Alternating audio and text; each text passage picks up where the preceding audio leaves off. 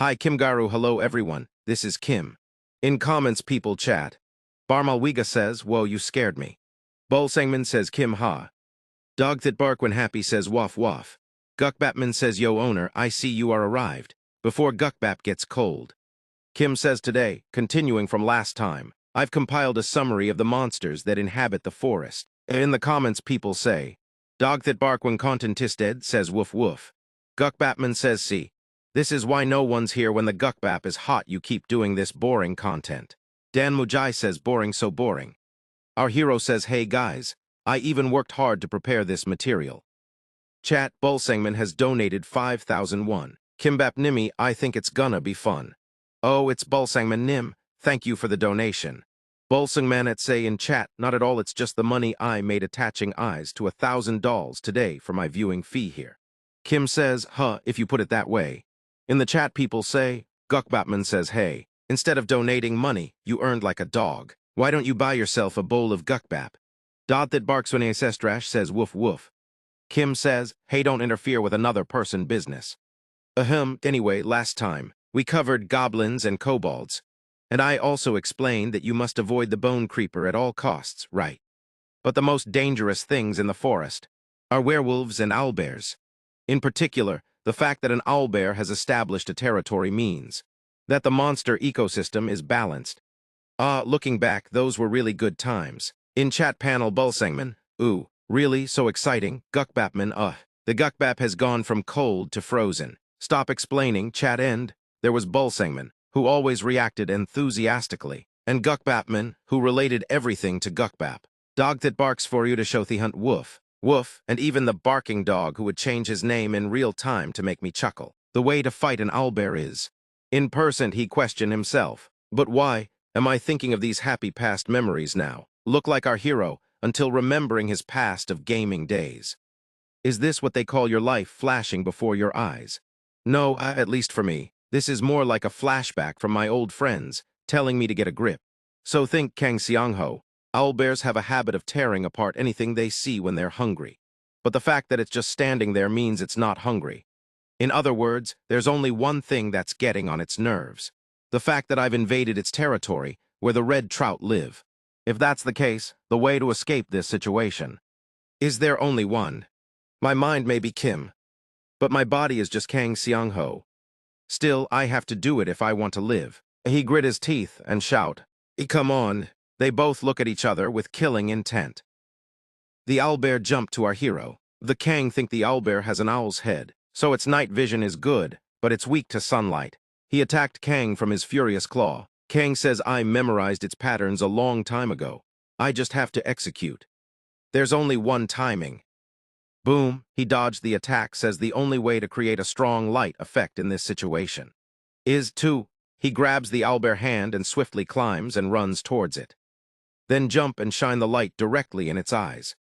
By torchlight the owlbear in surprise and pain. To the owlbear's roar loudly.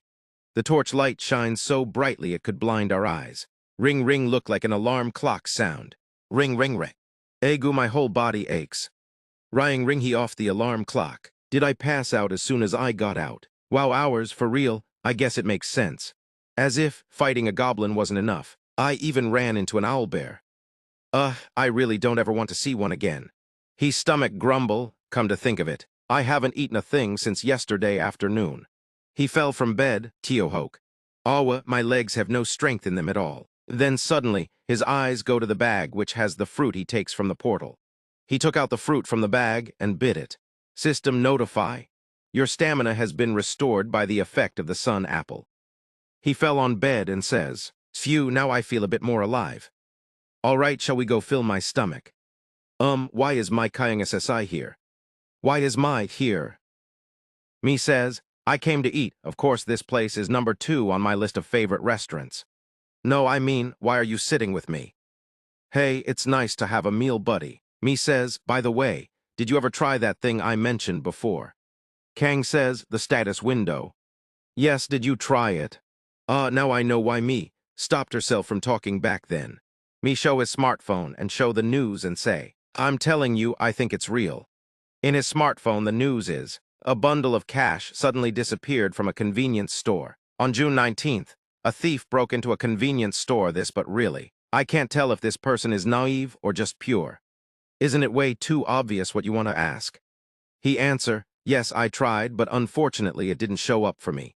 My lie was completely justified in this situation. Not only is my trait not combat-oriented, it's a skill specialized for solo play, rather than team play. Besides, in a situation where my safety isn't even guaranteed, revealing my hand is no different from screaming, please come and eat me in the apocalypse. But for me to still be asking, about awakening. Ajasi, I'm sorry. Huh, for what? Actually, there's something I lied about. Well, Maikayang SSI seems like a good person. It's okay, you don't have to tell me right now. We still have time. Please tell me later when you feel brave enough. With those words, I headed home. In front of my house, packages were being delivered. Delivery goats for real. I think Hero orders lots of online supplies and tools for survival in the portal. The hero says the things I ordered were finally starting to arrive, one by one. He says to delivery man Agu, "Sir, thank you for your hard work." "Oh, not at all, it's my job."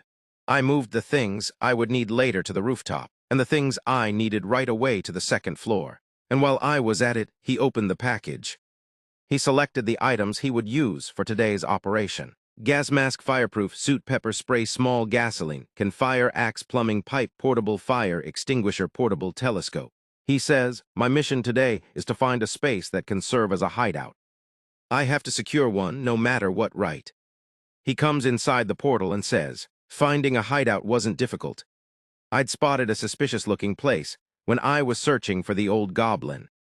Looking through the bushes, this is absolutely perfect for a hideout. The key is what kind of monster lives here. See-through telescope? Ooh. Aren't those kobold footprints? What a stroke of luck. In that moment, I couldn't help but smile sincerely. Although the plan I came up with would work on all low-tier monsters. Okay, wind direction checked. For the nocturnal kobolds who would be asleep, it would be like absolute poison.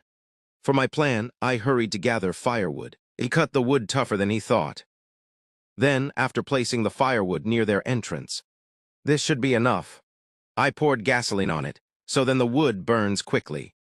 All right, now I just have to set it on fire. Then suddenly, the monster sound comes from the cave, Kabal. He looks at the monsters which wake from sleep coming from the cave. Monster surprise and stunt see the human, Kabal Kobal. He says, ah, hello. He grabs his axe. Run towards the Kabal monster.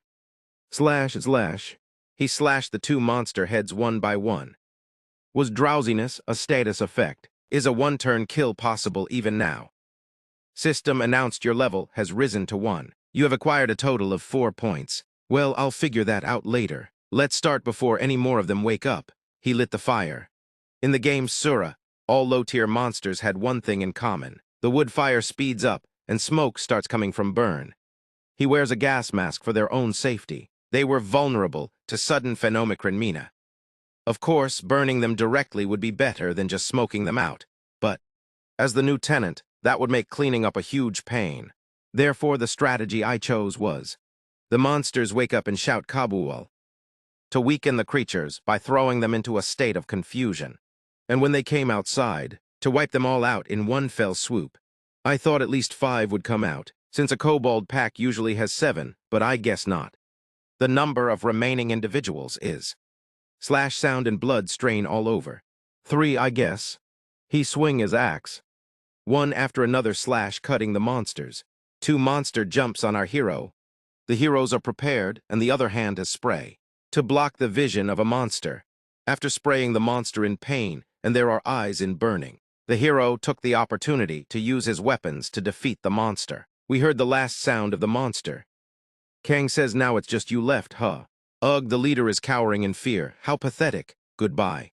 Your hideout, I'll make good use of it. Use the full force of axe and slash the monster. We see the blood all over the screen. After the battle, he relief. I dealt with them relatively easily, but since I have no stamina, it's really tough. It's just like the game. The debuff from the exhaustion effect, too. And the fact that you don't get status points even when you level up. Still, leveling up unlocks convenience systems, so today's haul is big. More than anything, I now have a secure space that only I can use. Well, after the destruction and mess from battle, with monsters the place needs repair. Hey, I'll have to clean the nest first, though.